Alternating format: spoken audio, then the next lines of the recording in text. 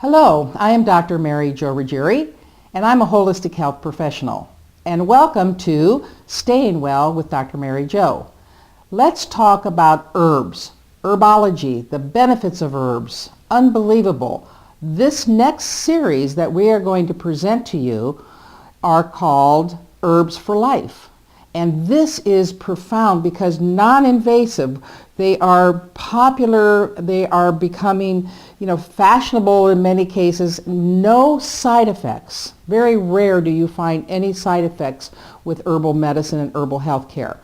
So we are going to present to you a series of herbal education, and with our master herbalist, Harula Dentopoulos. She is part of the Institute of Holistic Health Careers faculty, and our herbal educator, Letitia Bunge.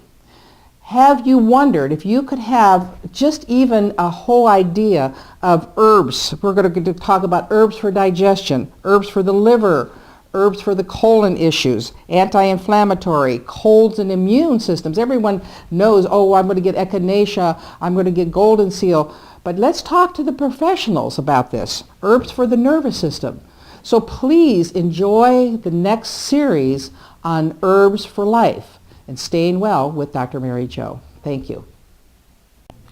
Hello, and my name is Harula Dentopoulos, and here we are discussing herbs again, continuing sort of on the digestive system. And before we do that, we're going to talk a little bit about infusions and decoctions and a little bit on tinctures as part of the preparations, that how we take these herbs. All right. My name is Letitia Bunge, and we're going to talk about infusions first.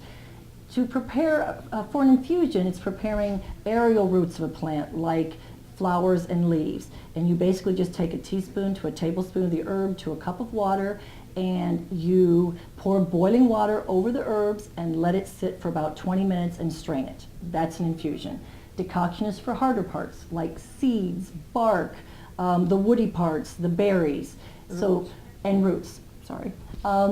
Roots. So what you do is you take the water in that case with the berry root, whatever part it is, all together with the water, and then you bring it to a low boil and you simmer it for 20 minutes. And that's a decoction. Then there's also tinctures, which I'll have Harula tell you about. Tinctures are a little bit, it's nothing that you should be making. That's something to buy from a reputable herbal store or a food store. And it's a mixture of alcohol and distilled water in the right proportions, and the herb sits in there for about a month to 2 months and gets stronger and stronger, and then it gets pressed out, and the result of it is a tincture, which is very, very effective, goes straight to the blood system and has faster effects and stronger effects than the teas. So today we're going to talk about some herbs specific for the stomach. And the stomach can be very, very sensitive to foods. As we know, very few people have not had indigestion at one point in their life. We are sensitive to hot and spicy, and also we can be very sensitive to cold foods, depending on our system. The hydrochloric acid is the chemical in the stomach that helps to digest our food. Too much acid is dangerous. Too little acid is dangerous as well. As we grow older, our hydrochloric acid lessens. So we need herbs that will work on both sides of the problem. Herbs that are good for the stomach are what we call pungents, heating herbs, herbs that raise the stomach environment and help us digest better. Carminatives, that actually it's what we commonly call burping, and letting a lot of the gas that's accumulating there out. Bitters, again, like for the livers that we were discussing last week, and any kind of aromatics, like I will see in a minute, peppermint. So beginning with something that is extremely, extremely helpful for the stomach, ginger. Ginger is an aromatic, and it is warming. And when we say warming, we do mean elevating the capacity of the system to metabolize food and different other, functions that the system does. It raises the metabolic rhythm of the body. It's very well known as an antiemetic, as an antispasmodic, an anti-inflammatory. It has a lot of different connected virtues, and it has a little bit of steroidal qualities to it. It's excellent for reducing acidity in the stomach.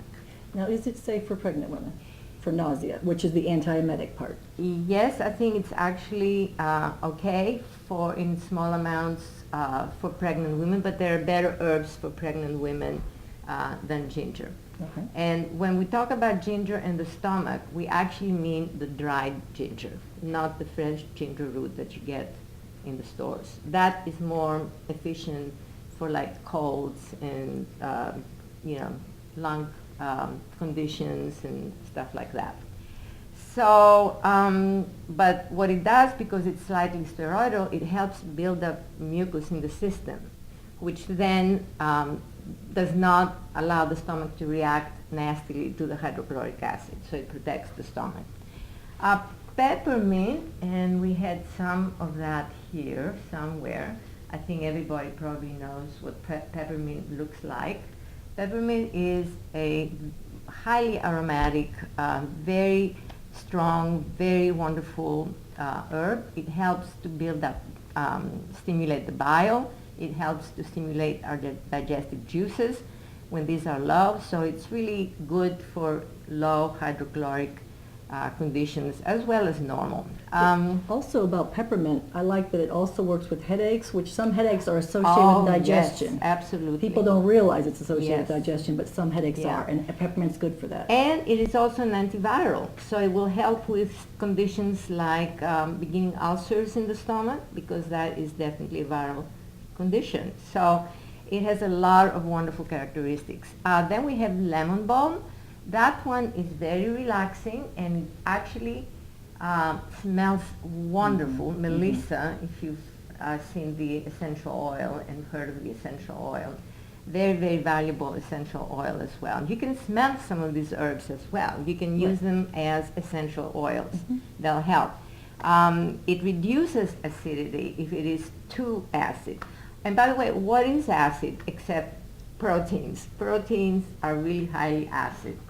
And finally, chamomile. Everybody knows about chamomile. Lemon balm and chamomile both are very good for pregnancy. Okay. Except Okay. chamomile if you have any kind of allergic reaction. Right, like to Daisies. goldenrod, like daisies, goldenrod, definitely don't do chamomile. Yeah.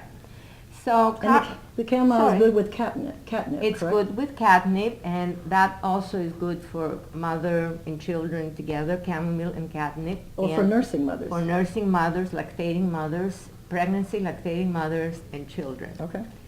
So there's another one that we'll talk at a following segment, and that is licorice, which is extremely helpful for the stomach and the entire digestive tract. All right, so till next week, stay well with herbals. And thank you for watching and listening.